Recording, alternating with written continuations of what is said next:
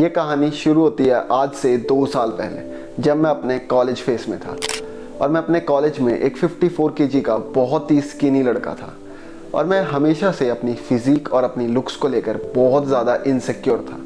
मैं जब भी किसी बड़े सर्कल में खड़ा होता था तो मैं हमेशा यही सोचता था कि वो सामने वाला पर्सन मेरे बारे में क्या सोच रहा है। मैं इतना ज़्यादा इनसिक्योर फील करता था उस टाइम मेरे लिए अकेले रहना मजबूरी सी बन गई थी, क्योंकि मैं जब भी 4-5 लोगों के बीच खड़ा होता था मैं ढंग से बात भी नहीं कर पाता था और वो इनसिक्योरिटी मेरे को अंदर ही अंदर खाए जा रही थी।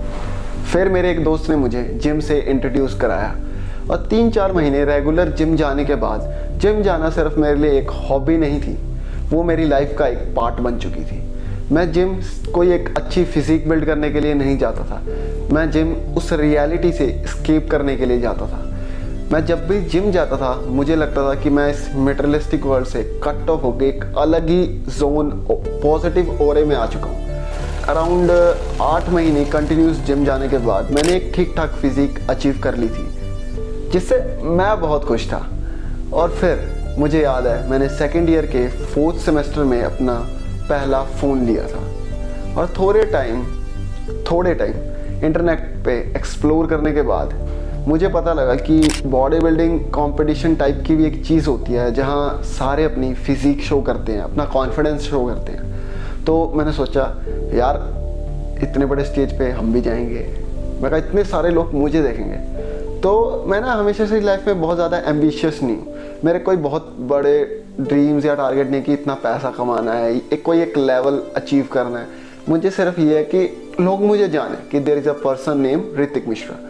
तो मेरे को ना इस चीज़ की बड़ी घाई है कि लोग मुझे बस पहचाने। तो फिर मैंने एक दिन हम ऐसी पार्क में बैठे थे, मैं और मेरा बेस्ट फ्रेंड, तो मैंने उसको बताया, मैं कहा यार ऐसी सी बात है, मैं कहा स्टेज चढ़ना है, मीन्स कॉम्पीट करना है। तो उसका पहला रिएक्शन था बहुत सही भाई, बहुत अच्छी बात है, पर अभी सही टाइम नहीं है।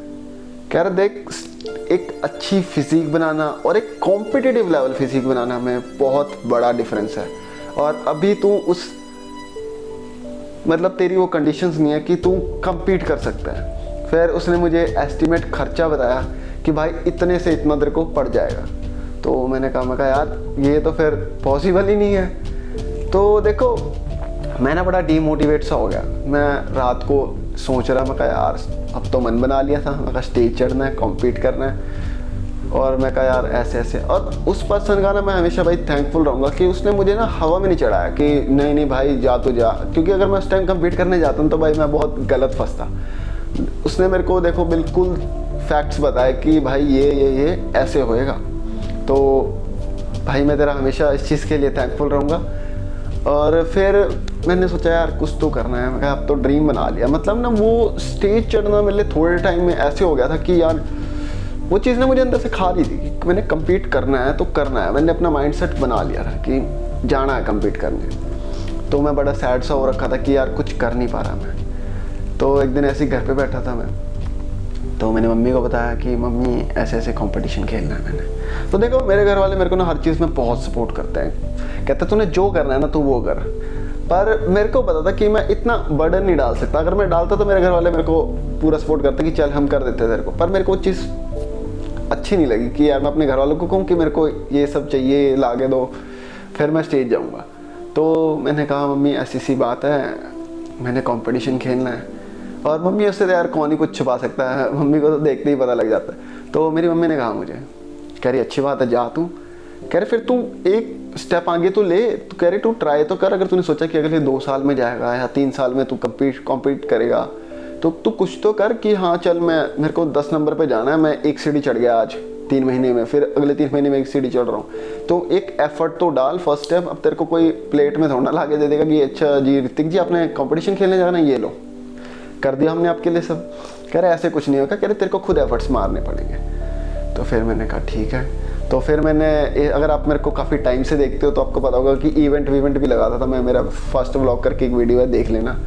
तो मैंने थोड़े बहुत काम करने शुरू करे, पैसे इकट्ठे करने शुरू करे। मैं जॉब करता था उस टाइम पर यार वो कॉलेज में सब चला जाता था, वैसा पता आपको कॉलेज में थोड़े बहुत खर्चे होते हैं। तो फिर सारा कुछ ऐसे चल रहा था। 3-4 महीने बीत गए, मैं रेगुलर जिम जा रहा था, डाइट ले रहा था ठीक ठाक। पर मैं कुछ कर नहीं पा रहा था। और ये चीज़ ने मेरे को रात को ना बहुत हर्ट करती थी कि यार मैं कुछ भी नहीं कर पा रहा। मैं कहा एक स्टेप, मैं कहा एक आधा स्टेप तो मैं जाऊँ, मतलब खा रही थी ये चीज़ मुझे अंदर से ना कि यार टाइम निकलता जा रहा है, टाइम निकलता जा रहा है, पर ड्रीम की तरफ मैं जा नहीं रहा हूँ। मेरे को ऐसा लग रहा था कि वो डिस्टेंस बढ़ता जा रहा है, मैं कुछ नहीं कर पा रहा। तो फिर जो मेरे, जहाँ मैं जॉब करता हूँ, जो मेरे बॉस हैं, फिर उनसे मेरी अच्छी खासी बातचीत थी। तो फिर मैं बैठा ऐसे, मेरा उस टाइम बहुत सैड रहता था मैं, मतलब एक टाइप से मैं डिप्रेशन में चला गया था। मेरे को ऐसा लगता था कि यार ज़िंदगी ना रिपीट में चल रही है, घर से जॉब नहीं, घर से कॉलेज, कॉलेज से जॉब, जॉब से जिम, जिम से घर, और डेली यही सर्कल रिपीट हो रहा है मेरे साथ। तो मैं बहुत फ्रस्ट्रेट हो गया था, मतलब मैं बाहर जाना आना बंद कर दिया था, मिलना जुलना, अकेले बैठा रहता था, सोचता रहता था कुछ ना कुछ।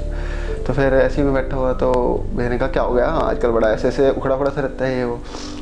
तो मैंने बताया, मैं कहा भैया कंपटीशन खेलना है मैंने ना, ऐसे ऐसे ये वो। उनको पता था कि मैं थोड़ा फिटनेस फ्रीक टाइप हूँ। तो भैया ने कहा अच्छी बात है, खेलना है तूने? मैंने कहा हाँ जी भैया। तो कह रहे कोई नहीं, करता रहा फिर। तो ठीक है, फिर मेरे से ना वो हर दूसरे दिन यही सवाल पूछते थे कि और क्या चल रहा है।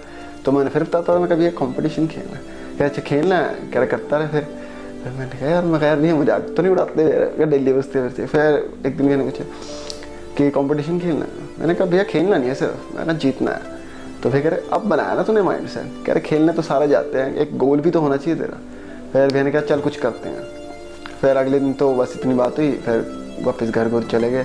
फिर नेक्स्ट डे में आया, तो नेक्स्ट डे कहते आज चल कहीं काम है कुछ। मैंने कहा चल काम होगा। फिर मैं गया भैया के साथ। तो भाई हमारे यहाँ जो एक बहुत अच्छी जिम है, हम वहाँ गए।